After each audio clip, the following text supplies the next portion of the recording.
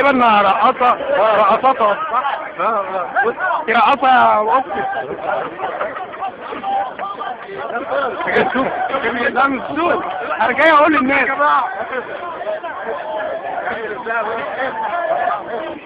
دي متظاهرين تقريبا مأجورين بيأيدوا مبارك.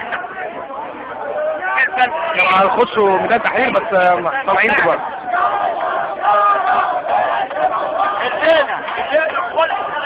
راح منهم.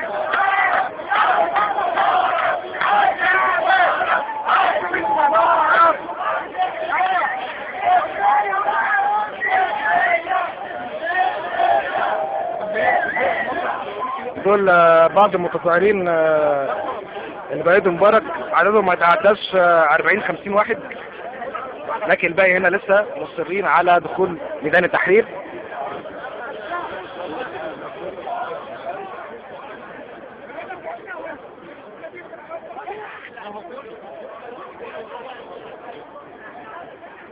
مناظر اللي كانوا بيأيدوا مبارك مناظر مش ولا بد يعني.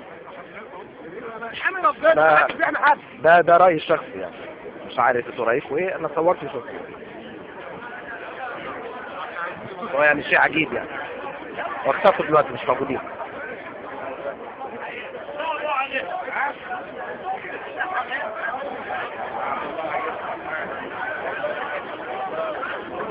او ده واحد منهم.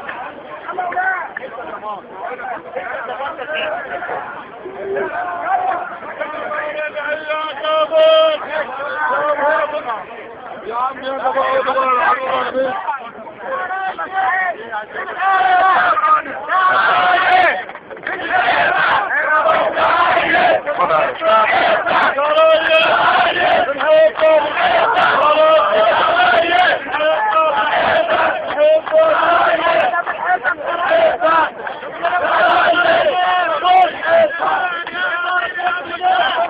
تعال نشوف مين اللي قطع صورة مبارك.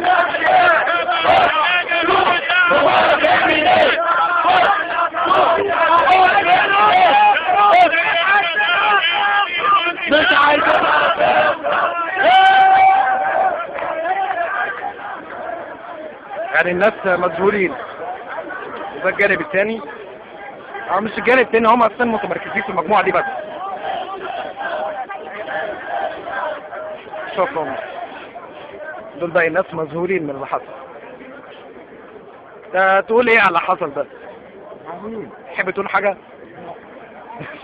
احب اقول ان بلدنا بخير، وعمر ما حد هينفع يعرف يقرب فيها. انت مع تظاهر ضد التظاهر؟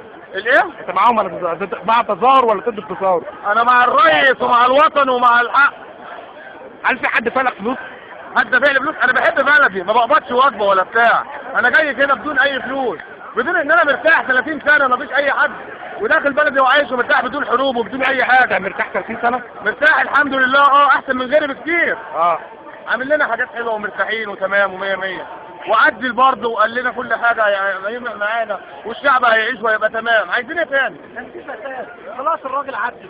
خلاص فساد والراجل عدل. خلاص مثلا، ما هي انت دلوقتي عندك شركه هتلاقي فيها 2-3 حراميه، ماشي عادي، طلعتهم بره خلص. عايز مرتبات زياده ماشي. ياخد كل حاجه الاكل. ناس عايشه مش حاسين بالبلاد الثانيه، احنا ناس مسايا بغير، احنا بلدنا عايشه ومرتاحين وتمام. انتوا خلصوا بتوع الاستثمار يتحكموا في البلد، في الشباب بتاع البلد، كل واحد مش لاقي ياكل، هيقولوا مع السلامه. مع تظاهر ولا ضد التظاهر؟ ضد التظاهر، في اي وقت يقولوا مع السلامه. ايه اللي حصل؟ ما فيش حد، الشباب ضايع. ايه اللي حصل يعني؟ من الحراميه بتوع البلد. شكرا.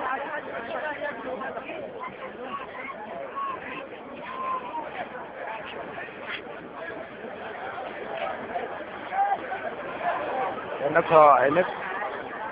انا مش يعني، انتوا اللي بتشوفوا، انا مش هتكلم خالص يعني. انتوا اللي بتشوفوا، انا مش هتكلم. لكن الفيديو ده فيديو يعني بصراحة مثير جدا بالنسبة لي يعني.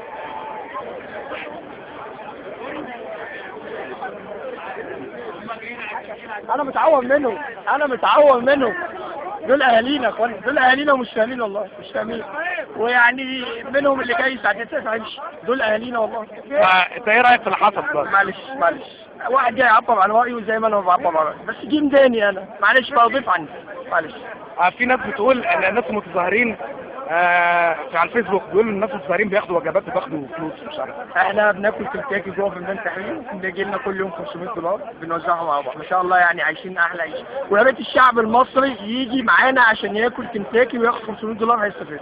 لان الناس قاعده في عطاله، هيكسبوا جدا جدا والشعب هيتنغلق، يعني لو دي مطالب الشعب هيتنغلق. انا بقول يا جماعه الناس جوه بتاكل كشري، بتاكل فول، وبيجيبوا عيش وجبنه، واللي معاه بيكب على الفاضي، واللي معاه ده معاه لقمه زياده بياكلها مع كل جنبه.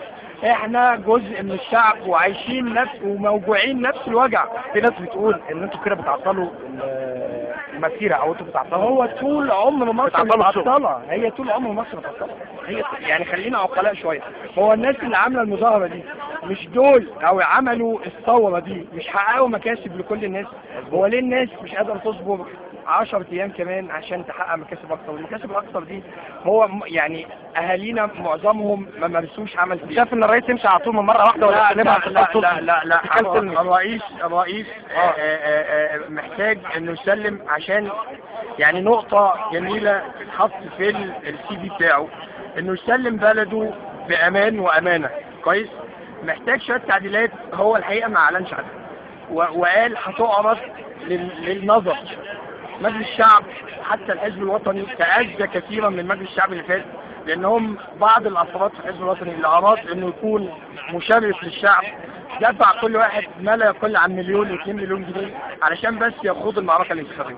كويس، حضرتك عايز ايه دلوقتي من الرئيس؟ يعني بما انك متظاهر في التحرير، معظم الناس اللي هناك بيقولوا ارحل دلوقتي. انا عايز من الرئيس حسني مبارك انه يسلم مصر بهدوء. شعبنا او شبابك خرج يقول لك